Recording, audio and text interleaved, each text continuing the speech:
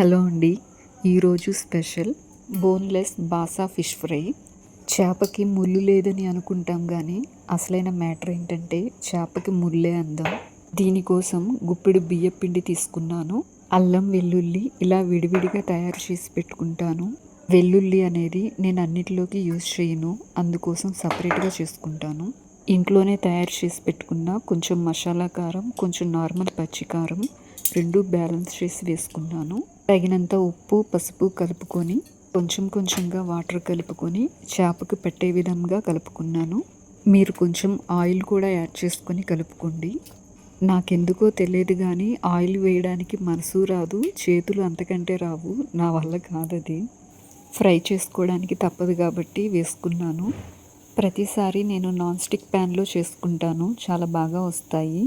ఈసారి కొత్తగా ట్రై చేద్దామని ఇలా చేశాను. దీంట్లో ఫ్రై చేశాకే అర్థమైంది ఇవే బుర్ర తక్కువ పనులని.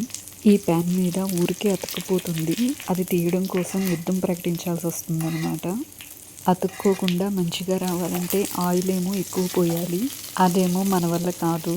మొత్తానికి లాక్కొని పీక్కొని ఎట్లాగొట్లా మేనేజ్ చేసి తీశాను.